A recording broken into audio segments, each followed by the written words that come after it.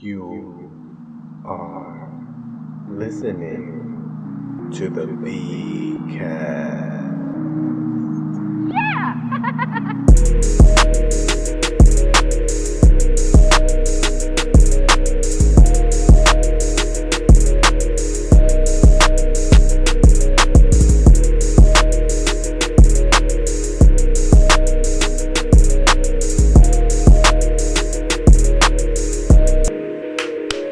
Hey, it's the VCast. You know what it is.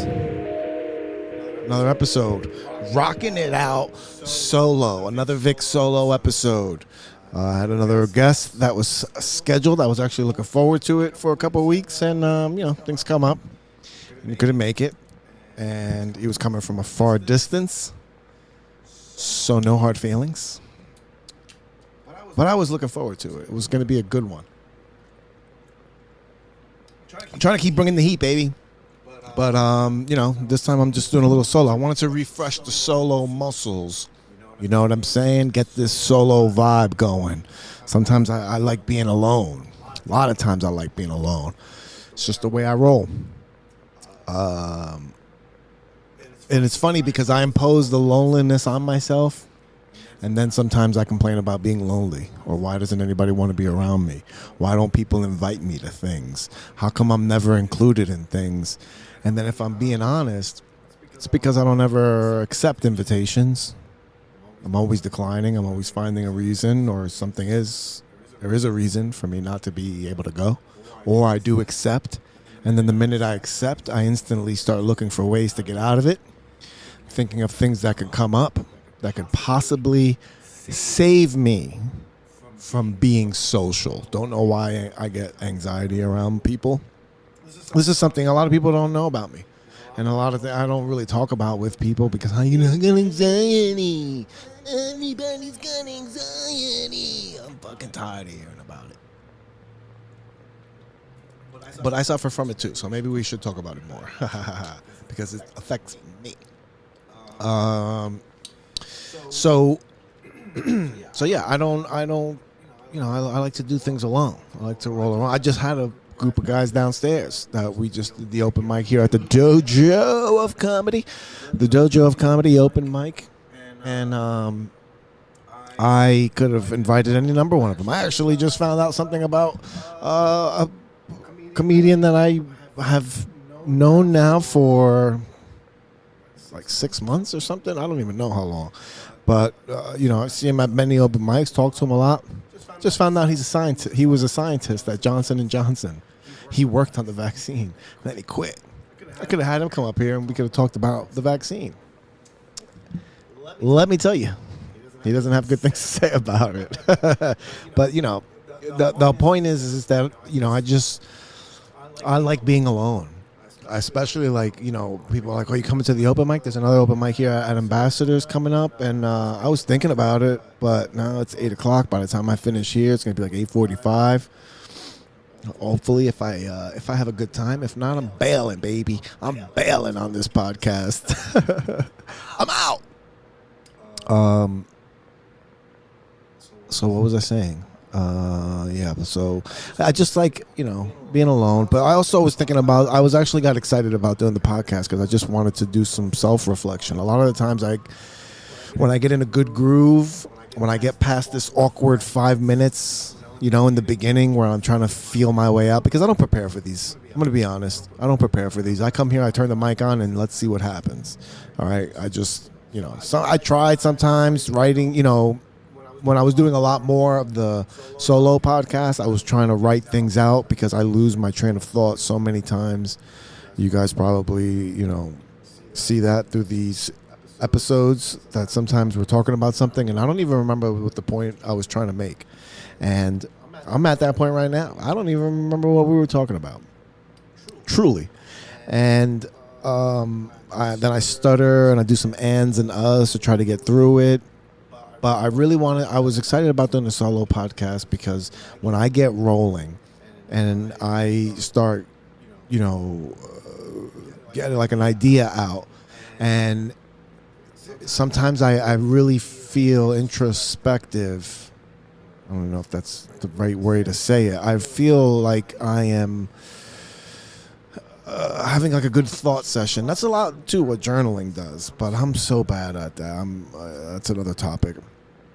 But I get these thoughts out, and I get a better understanding of where I'm at with things, or how I really feel about things, and I do that through the solo podcast, because a lot of times when I talk to people, the conversation goes where it goes, and I try to talk to people like how I would talk to you normally, right? And it's great because I've gotten to know people more, and I've gotten to learn some cool things, and I'm really enjoying this process. Let me tell you, I'm really enjoying having people on, talking to them, and then I like the part afterwards about posting the podcast and all the other work behind it can be a little tedious, and I'm dragging ass. I'm 2 videos behind. Sorry, everybody that's listening to this video for last week. This is going to air. I'm going to put this out on the 12th, next Monday. I like to be a episode behind. I have an episode in the can that I forgot to post for today. So that part can be a little bit tedious, and I'm not very consistent with those things. But when I do it, I enjoy how it makes me feel. Like I just created something, and then I posted it, and it's like I'm putting something out into the world. Like I like that part. I really like the part of when I complete everything, and then I post it, and then I just let it go. Like I did that, that's like, I used to get that feeling when I was when I first got out of jail. I was working in a one of my first jobs was this wood shop, and it was called Sama Wood, and I was working there, and I think it's called Sama Wood. I don't know why that name sounds familiar. Anyway, I was working there, and it was like a wood shop, but what they did was assemble like display cases for like DVDs and things like that. Things you would see like at a Blockbuster or at like a supermarket. And I would build these cases, and we would, when you're working and you're building things, every time you finish something, even if it's just like a little box, I'm making a little box and I line everything up, and all the edges are straight and everything, and you're done, and you look at it and you're like, I created that. It's just a good feeling. I don't know if you assemble something. I like assembling things when they come in. They're, the instructions could be crazy and stuff, but I remember putting together my daughter's crib. Me and my uncle did that, and it's just something you do together, and like it's a good bonding feeling. But it's the sense of accomplishing, the putting things together. I think did I put together the bed? That big ass. I don't remember if I put together. My daughter got a bed for Christmas, and it was one of those. What are they called? The bed's a loft bed, so the bed is up high, and she has to go upstairs. I put that bitch together. I did put it together, 100%. My uncle helped me with that too, and that was a big undertaking. A loft bed, you know how many pieces are involved? It was an IKEA one too. Almost positive it was an IKEA, but same thing. When I'm done building it and putting it together, yeah, the work's crazy, and it's annoying, and I like a dozen pieces of cardboard, a dozen paper cuts from cardboard. It's annoying, but it feels good when you're done putting it together, And same thing with the podcast, and when I'm done, I have a feeling of gratification. I accomplished something. I'm doing something with my time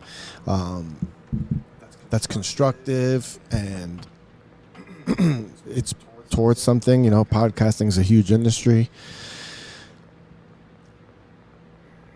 but the videos and stuff, video editing. God damn, why can't I just? I wish I could really sit behind, like, even when I get home tonight. There's a couple hours I could put into editing and stuff, and editing videos, going back and looking at old sets. I did a little bit of writing today. Just the work. This is just the work. And the work is what's going to catapult me farther. Because right now, if I'm being honest, I'm just shooting straight. It's just me and you here. If I'm being honest, I'm only going off of my God-given talent. Wow, right? I know. It feels like a cocky thing to say, and it kind of is, but it's the truth, okay? The work that I'm putting in, except for, aside for me, actually showing up. Showing up is a big part of the work, too, and I don't want to take away from myself that I am showing up. However, the other work, the writing, reviewing, like going over stuff, that stuff's so important to making things better and putting things in like a more polished manner, right? My Kill Tony set drops tonight. Today's the 5th. I'm recording this right now. I got like another hour and it drops. And that 1 minute that I did is for me, like, it's a polished minute where I can do that joke the same way every single time. Now I just recently just started adding things and I'm trying to, jumble shit up, but the work for anything, this goes for anything that you do, right? The work that you put into it, what you get out of it is going to be a reflection of that. And right now, I can see it. I don't know if other people can see it. I'm sure other people that are maybe wise to the game, maybe they see it. But, it's good for now. But if I'm going to progress and do more, then I'm going to need to do more. Right? If you want more, you got to do more. So I don't know how I went from being in the Lonely Hearts Club band to podcasting. And this is where my mind is at. My mind's be places, baby. My mind's be places. And yes, my mind has been on this Kill Tony episode. It's finally dropping. Episode 612, Kill Tony with Doug Stanhope. We talked about this on previous episodes of my experience in Austin and stuff, blah, blah, blah. What I've realized since then, because now it's been 3 weeks, and immediately I was like I'm thinking it's going to be the first Monday that I'm back, and I was annoyed that it wasn't. I've had to wait these 3 weeks, and I'm so glad. Things just have a way of working the way they're supposed to be working. When you're doing the right thing, when you're doing the next right thing, and what I mean by that is you're not manipulating, you're not conniving, you're not cheating people, you're not scamming people. You're just working and trying to move ahead. The next right thing, the next right thing to do, right? I'm never trying to hustle people. I'm never trying to scam people. I'm always trying to be as honest as I can be because I've learned my lesson.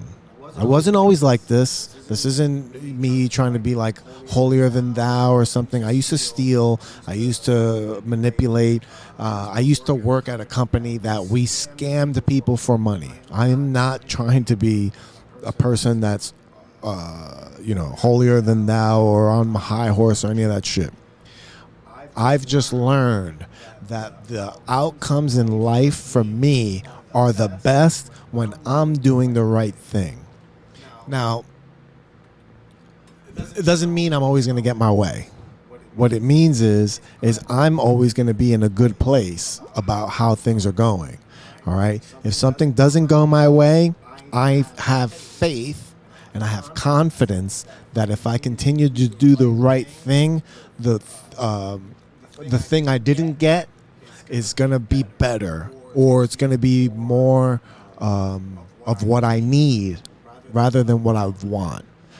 This is, stuff that's practiced in religion and everything about letting go and letting God. I have my own ambiguities when it comes to God, and my feelings are ambivalent about the whole process. A lot of times I really want to have faith and believe, and but other times my mind is just like, the fucking planet's been through a reset. We're millions of years old. Like sometimes you just know too much for your own good. Maybe not. I don't know. But I don't try to know either way. But the point I'm trying to make is when you have faith that things are going to be okay, you have less anxiety, and you have less guilt. All right, I move in a fashion where I don't have guilt about the things I do. I have regrets because I feel like I don't do enough or things like that. I have those kind of regrets, but I never feel guilty about the things I do because I never do anything with malintent. And I apologize to people. I try to keep my side of the street clean. And this is one of those spots where I don't know where I'm going with this, but we're going to get through it. I don't know what I'm talking about. Fuck, man, I hate when I do this. We're going to get through it, though. You see, I have faith. I have faith that things are just going to work out and that I'm going to drop the gem that you and I both need when I need to drop it, when it reveals itself. So that's how I operate. And it gives me more room to focus on showing up, because that's like such a big part of the battle. See, when you stay in faith, right? They say God's going to work through you and God's going to do this. God will provide, but God's not going to do it for you. You have to be in position to accept it. And I feel like that's the same thing with life, as far as opportunities and things. When people say, "Oh, you got lucky," it's like, yeah, you may have gotten lucky, for sure. You may have gotten lucky, but if you didn't work and put yourself in a position so that if you do get lucky, you can actually take advantage of it, then the luck doesn't matter, right? So look at Kill Tony again. Getting on Kill Tony is a matter of chance. I got lucky that my name was drawn. I didn't get lucky with how my set went because I put in the work to be able to give that kind of performance. See, that kind of performance wasn't a fluke. It was something I've repeated repeatedly. But the luck is in the universe, right? Luck is when hard work meets opportunity. I think that's like a fucking saying. I think that's how it goes. I'm not sure. But that could be with anything, right? Because I also took a chance on myself. I bet on myself. And I really did. Just in going to Austin, I made the decision to go to Austin by myself. I was trying to get other people to go with me and trying to get like people to let's get together, but everybody else was in their own world, and I couldn't wait for nobody else. It was in my head, and when I saw the opportunity, I said, fuck it, let's put it all on black, aka Vic. I'm black. All right? Put it all on black and say, let's hope luck is in my favor. And it was. I got selected. And then my hard work showed itself. My preparation showed itself. Now, I could have prepared more.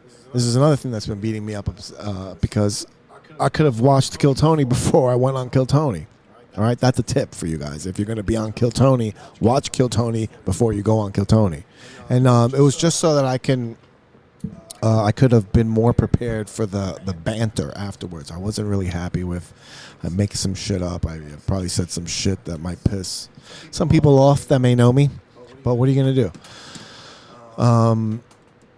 I blew it when he asked me what I like to do for fun. I could have talked about wrestling and stuff. I said I was trying to be cool. Trying to be cool is never the move. Be yourself. Be yourself. I could have been just cool, just being myself. But no, I don't know. I just do comedy. Fucking geek. But whatever. It went pretty well. I got the big notebook. But what I was saying before too was how things work out. This is how things work out for me. Because had that Kill Tony episode dropped immediately, I may not have acted appropriately. Okay? And what I mean by that is I tend to get ahead of myself. I tend to celebrate before the final buzzer. Like when you're in basketball and you're up by 5 with 30 seconds left and you're like excited on the fucking sideline, I'd start celebrating and then we lose by 1 because I didn't wait. Wait to see how things play out before celebrating. And I was just, on my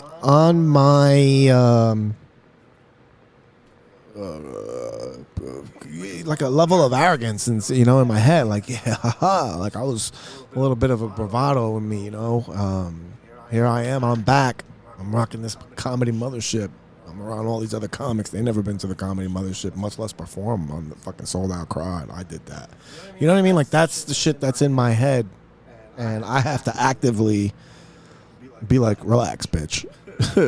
Relax, you didn't do anything, you know what I mean? It's a constant struggle. So I'm like, on one side, I have somebody on my shoulder that's confident, cocky, he's arrogant, he's ready to throw it in your face for every little imaginary success or any little accomplishment. Then I got this other guy on this shoulder, and this guy is just always belittling me. You're not shit. You're not worth it. What do you think you're doing? Nobody cares. Nobody even likes you. That's this guy on this side. And then this guy and this guy is like, what are you talking about? They don't like you because you're the best. Look at you. Or you're fucking God's gift to the earth. The last time God gave a gift to the earth was Jesus. Now look at you. I'm done. Like just it's a tough battle. I'm sure other people have to go through this in your head. I don't know. Maybe you're not as self-aware as I am. I'm very self-aware. Like I said before and many times, and I will continue to talk about this forever and ever, so if you get tired of it, sorry for you. But from all the work I did, and, when I was in those fucking programs, doing so much reflecting on yourself, I'm very mindful about a lot of my character defects and my flaws, and I'm always actively working to curve the behavior, maybe. Because I can't snap my fingers and be perfect, and I'm never going to be perfect. But what I can be is just aware of how my behavior is, and when it's not right, I can fix it, and I can adjust, and I can react to it, and I can react to situations, honestly, when things are my fault. For instance, at work, while I had a really frustrating day a few days ago, last week, and I was, just in my head. I've also not been smoking during the day, and I get grouchy. I get grouchy Fauci when I haven't had my Palfy. You know what I'm saying? And I got mad at a coworker for the most frivolous of things. I assumed that something she was doing was a slight towards me, and I didn't confront her about it. I just attacked her. Okay? See how it sounds? How ridiculous it sounds? Like once in the moment, I could have swore I was right. I swore I was doing the right thing, and I wasn't. Because not that I was wrong, not that I was wrong about what she was doing or her reason for doing it. It was I was wrong because I didn't confront it. I should have been like, hey, you're doing this, and I think you're doing it because of A, B, and C. Are you? And then I could have judged it then. Instead, I just was like, you are. And I went after them, and I attacked them. And they got upset. And that made me upset because I don't want to make people upset, and I knew I was wrong. Now, Had I not been self-aware, I could have continued that.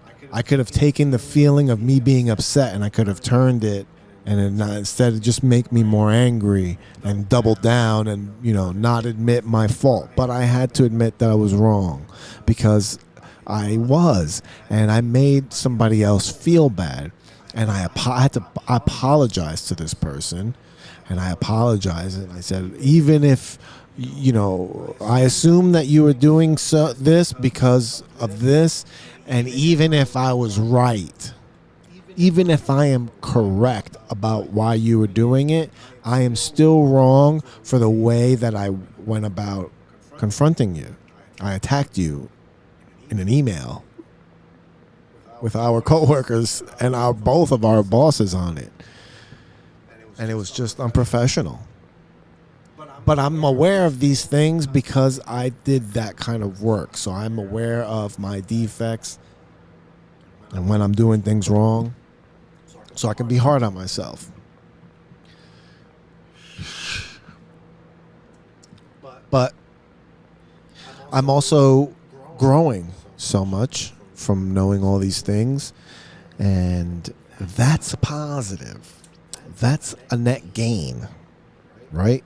These little infractions, this is going to happen. What are you going to do? You can't be a perfect person. Nobody can.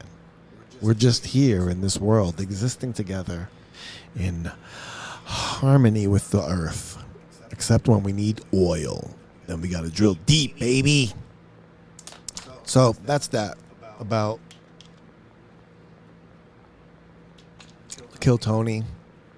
It's been on my mind. It drops tonight. I'm going to be happy to get it behind me, move on to the next thing. Next thing is, I don't know. To be quite honest with you, that's a good idea. Now that this is the self-reflecting part. I don't know what's next, and that's not good. I should know what's next. I should know what I'm working towards. What's my goal? And I think what I want to work towards is a 30-minute little special. Oh, a 30-minute special? Maybe not. I don't know. I'm having a lot of fun right now, especially coming back from Kill Tony. That's another thing. Coming back from Kill Tony, and having that, taste of success. It really fired me up. It fired me up with confidence, and I believe that is the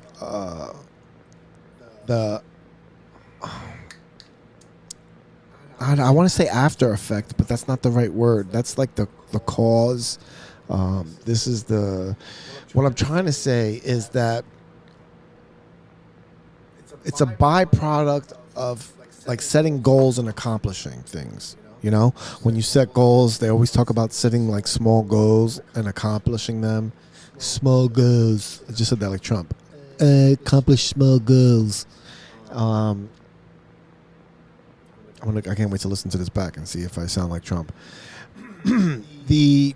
Like accomplishing small goals. You set little goals and then you accomplish them, and they build like self-confidence, and they build, your integrity up. And I feel like that was, and then like, you got like a little swagger to you when you're accomplishing goals because you feel like you're doing shit. And I feel like that's what I have right now. I have that after goal glow. I have the after goal glow when you accomplish a goal and then you glow in the dark like a neon radioactive stick. So yeah, I just feel more confident, especially on stage. I feel more. I'm not going up there with this. What am I going to say? I like thought in my head. I still do, but I'm able to combat it so much like more effective. Like I feel like I have that cookie in the cookie jar, and cookie in the cookie jar. Every time you do something good, you put it in the cooking jar, and it's always there for you. All my Goggins heads. But that's in my head now. So I've also feel like I'm attacking shows. My mentality going into bits and going into sets is more, I'm gonna get you, kind of like, versus, all right, let's do this. All right, have fun. And it's more like, no, we're fucking shit up. Let's do this, baby. Get hyped. Go after it. Because that was how I felt walking up to that mic. I Killed Tony. That's, for a young comic like me, going onto a stage like that that's sold out and having those lights on you and everybody staring at you and your peers, your idols are to your left, people you've watched that you want to be in their position, and they're looking at you. And I didn't have that timid feeling. I had that feeling like I need to fucking attack. This is my shot. Right? When the tiger gets up on that gazelle, he doesn't paw at him. This is his shot. You may not eat for another week if you don't clamp down on those jaws and choke that little gazelle out. That's what I did. I got up on that stage and I choked the gazelle out. And that's what I want to do in life, and just keep attacking things with that vigor and that enthusiasm behind it.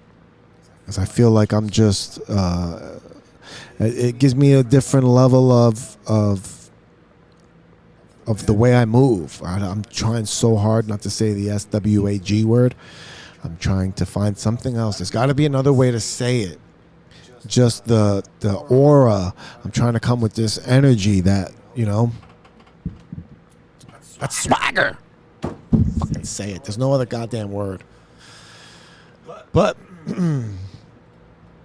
what else is in related news? I'm just excited. I'm excited about all the things that are happening. It's a beautiful time, things in my personal life. Works, I talked about that thing just now about work, but what are you going to do? I'm trying to be a positive person in the workplace, in my life, personal life. What are you going to do? I'm not trying to get too personal with you. We'll get personal in person. That's what I like. Personal in persons or in the personals. The personals. What else?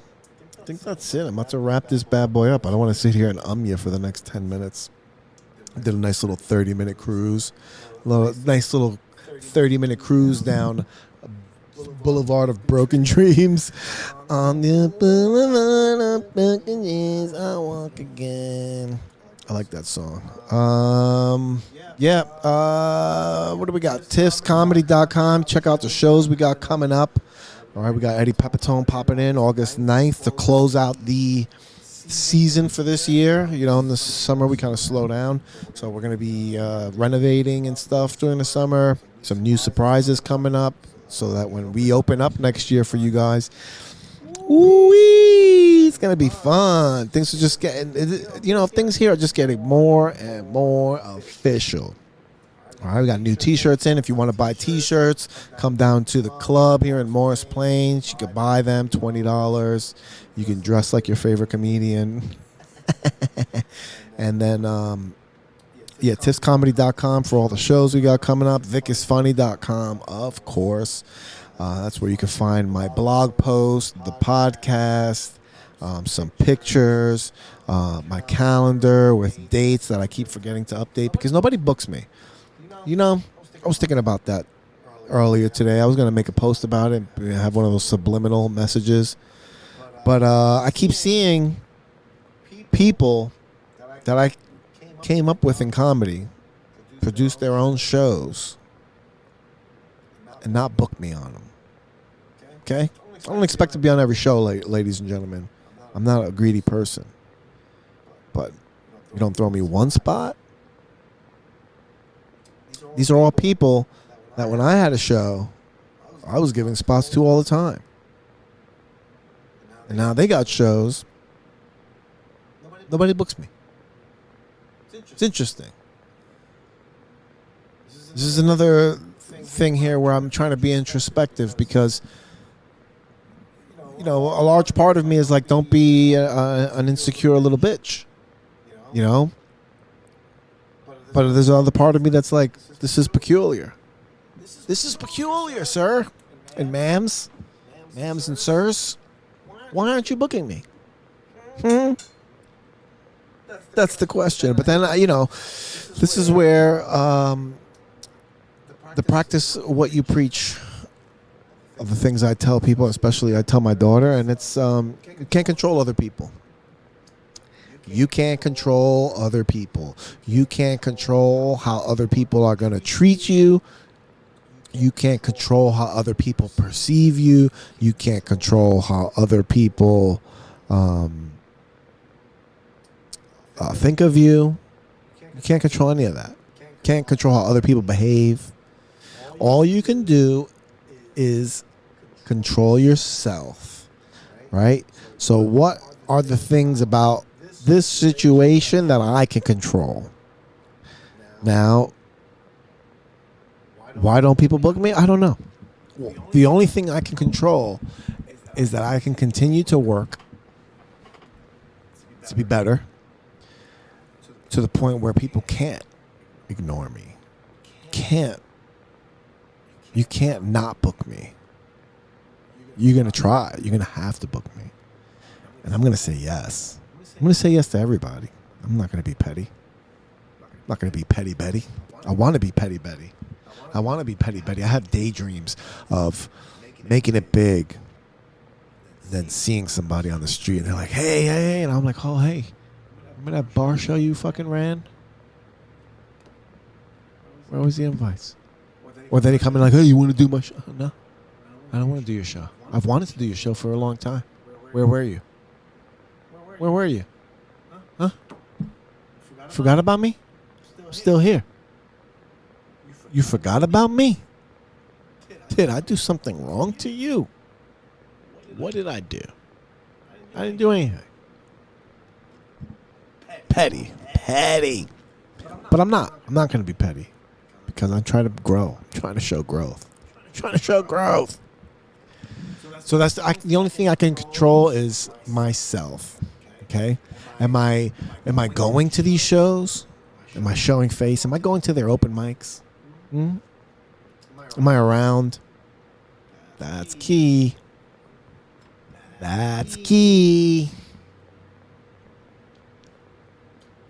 See? There's always things that you can do to not be a miserable little bitch. And that's take care of yourself. Like Jordan Peterson says, clean your own room. Why are you telling everybody else about their room? Why are you mad that nobody's inviting you to their room and your room's dirty? Clean your room. And then when people see that your room's clean, maybe they'll invite you to go places. Maybe they'll bring you out. Clean your room, baby.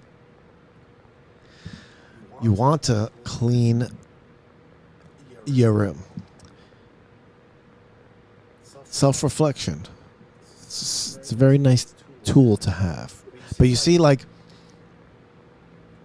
I talk to other people about the same problem. I've talked to other comics about the same problem. And it hurts their feelings. It hurts them. It causes anxiety in their life. It causes stress. They think about it. They obsess about it. They treat people differently because of it, because they have unresolved feelings. And this doesn't, well, it kind of makes me better than them a little bit, but not a lot. But this is, I would be in the same spot if I was unaware. If I was unaware of how I behaved, I could be in the same spot where I wouldn't be self-reflective, where I wouldn't think of or consider what is it about me that I can change to make them book me more. Right? What are the things I can do? There's things I can do. If I get to the point where I'm like, there's nothing I can do, then okay, then maybe there's a cause for concern. You've done everything you can. But why are you complaining if you haven't done everything you can? Seems a little premature. So I can go back and focus. Now I don't have resentment against this person or these persons or that person for not booking me. Now I can see their shows and I can be genuinely supportive. That's it. That's like, and I can't express to you how much that's a difference in how I think about things from when I used to be very insecure. I think I've talked about it on this podcast before about just being insecure and always assuming the worst. The stories I would tell myself in my head. You see, I control the narrative in my head. I control the story that I say. So if I start telling a story that isn't true and it's upsetting me, then I can just make up a better one. Right? And what I mean by making up a story that isn't true is sometimes you make up a story. Look at that situation I was talking about with the email that I sent to my coworker. I made up a story in my head and I acted on it.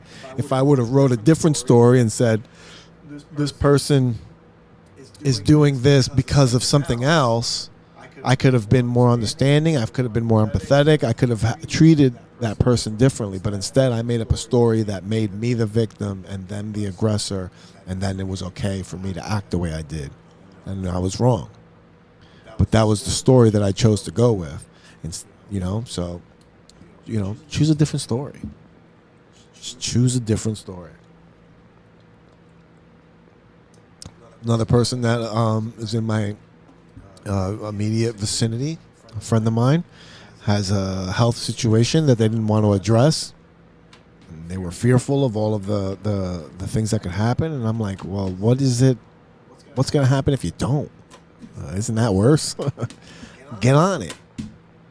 And again, stories that they tell themselves in their head to try to talk them out. You can't listen to that. You gotta move forward, baby. All right, I was wrapping this up and I got into it. VicIsFunny.com, Dojo, Door Guy on Instagram, the VCast on Instagram. Follow it all, baby. Don't forget to take care of the sponsors of the podcast, 18 Pool Tables. Make sure you go to njnypooltableservice.com. Find out about your pool table, your next pool table. Where is it going to come from? Call the A-Team. All right, you're buying a pool table on Craigslist, call the A-Team. You're going to need somebody to move it for you. All right, don't try to move it by yourself, or else you're going to call the A-Team to come to your house while your pool table's on its side with broken legs, and you're like, help me. And the A-Team will help you. As many times that they've shown up to houses and that has been the case. Or if you're going to buy a brand new pool table, call the A-Team. They sell brand new pool tables. So if you're buying a used table, call the A-Team. They'll move it for you. They'll refelt it. You want to put some nice new color. You want to put the Giants logo on your pool table. They got your back. All right. njnypooltableservice.com. Call the experts today. Don't forget about Empire Sewer and Water NJ.com. Empire Sewer and Water NJ.com for Empire's plumbing services. All right. Your drainage, you're going to need to call somebody. Don't go down in the pipes by yourself. Call a professional. Call Empire Sewer and Water NJ.com. Don't call them. Go to the website. Then they have a number there if you need emergency assistance. All right, because sometimes it's an emergency, and you're going to have to call the professionals. All right, commercial and residential services, they'll take care of you. This is a black business. Support black people, or else you're racist. That is the truth. If you don't get your plumbing services from Empire Sewer and Water NJ.com, you're racist. And tell them I told you so. Just kidding. Those are not the opinions of Empire Sewer and Water. They are the opinions of mine alone. And last but not least, Combat Sports, Combat Fitness Club in Ridgefield Park, New Jersey. Dan Guerrero Combat Fitness Club. Go and get your free assessment today. All right, you get your free personal training, one-on-one session. Dane will punch you in the face, see if you can take a punch, and if you get back up, you are on board. All right, then he'll give you money. No, I'm just kidding. All right, go and get your butt in the gym. You're going to want to train. All right. The summer season is upon us. You're going to be going down the shore. You're going to be going down to Belmar. You're going to be going down to DJs. You're going to be going to Point Pleasant. All right. You're going to be going to places where you're going to need to know how to throw hands. Don't be the loser in the World Star video. And the only way that's going to happen is if you go train with Dan Guerrero at Combat Fitness Club. All right. Because everybody else is in the streets training. People are training. I don't know if you watched YouTube lately. Every fight that you see, somebody's throwing a leg kick or something. All right. You don't want to be the guy that doesn't know what to do. All right. Call Dane. All right. Get your sessions in. They do group sessions. They do personal one-on-one training. All right. Cardio, kickboxing. If you just want to lose a little bit of weight, but still take some of the boxing lessons too. Learn how to throw your hands, because if somebody's going to get hurt, better be the other guy or gal, all right? But listen, don't go in there, learn how to throw punches, all right, guys? Guys, don't learn how to throw punches and then start hitting women, all right? That's unacceptable. Unless they're trying to rob you and trying to take your life or something, all right? That's the lesson here. This is the time and place, but usually not. Learn how to take care of yourself. Learn how to protect yourself. Get healthy doing it. COVID was out here knocking people out because they were fat and overweight and weren't feeling good about themselves. And then, the COVID is a disease of depression. If you're not feeling good about yourself, then COVID's going to come and put their arm around your shoulder and be like, hey, man, just die. And then, take care of yourself. Get fit. Combat Fitness Club, Ridgefield Park, New Jersey. Contact Dan Guerrero. You can find him on Instagram, combat_fitness_club. And get it together, bitch. All right, that's the podcast. Thank you so much for listening. If you listened this far, I fucking love you, all right? And if you didn't and you just fast forward to end to see what I say, then I still love you too, because you're still here. Thank you. Thank you very much. And good night. You're listening to my dad of the V.